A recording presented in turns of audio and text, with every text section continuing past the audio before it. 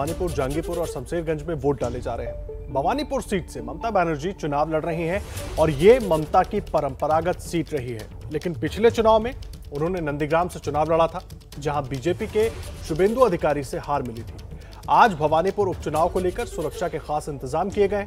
मतदान केंद्रों के 200 मीटर के दायरे में धारा 144 लागू की गई है। और मनोज्ञा लोहेवाल हमारे सहयोगी इस वक्त भवानीपुर से सीधा जुड़ गए हमारे साथ। सीधा उनका रुख कर लेते हैं। मनोज्ञा, पहले तो किस तरह के सुरक्षा इंतजाम है वो आपसे समझना चाहेंगे, और दूसरा, लड़ाई आसान है या टक्कर है, क्या स्थिति है वहां पर मतदान को लेकर, थोड़ा वो भी समझाइए। देखिए, मतदान पिछली बार 60 से 70% हुआ था, लेकिन आज जिस तरह से टर्नआउट हो रहा है, लगता नहीं है 60% भी पहुंच पाएगा। उपचुनाव में ऐसा ट्रेंड होता है। दिलचस्प है क्योंकि ये वही बूथ है जहां से ममता बनर्जी वोट करेंगी। यहीं से उम्मीदवार भी हैं, यहीं से वोटर भी हैं।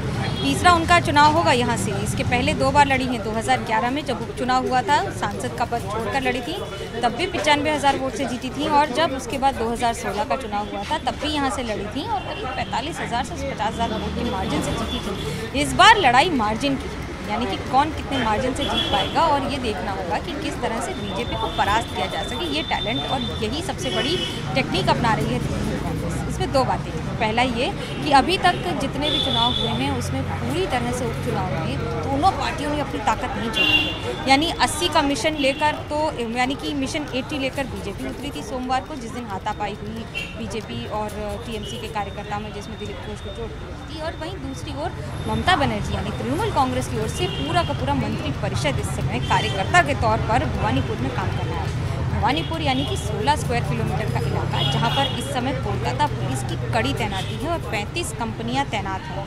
अब इसमें कोलकाता पुलिस की ओर से जहां रैपिड एक्शन फोर्स लगाई गई है, तो उसके साथ साथ 3 चीज़ें और ध्यान में रखी गई हैं। महिला पुलिस की संख्या बहुत ज़्यादा है।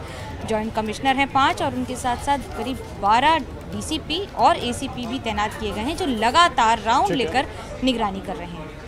बहुत धन्यवाद आपका मनोज्ञा, आप नजर बनाकर रखिए, लगातार अपडेट लेते रहेंगे। मनोज्ञा लोहेवाल हमारे सहयोगी पूरी जानकारी दे रही थी भवानीपुर से, जहां पर ममता बनर्जी उपचुनाव में उतरी हुई हैं। उनकी परंपरागत सीट है। जिस तरह से मनोज्ञा पूरी जानकारी दे रही थी, सुरक्षा के चाक चौबंद इंतजाम किए गए, क्योंकि चुनाव प्रचार के दौरान हमने देखा किस तरह से नेताओं ने आरोप लगाए, धक्का भी हुई, उसके अलावा सुरक्षा को लेकर के भी सवाल उठे।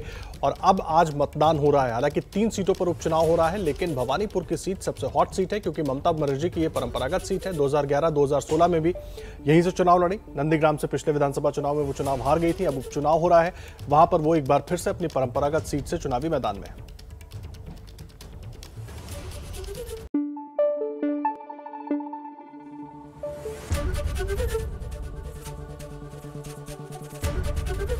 एबीपी न्यूज आपको रखे आगे।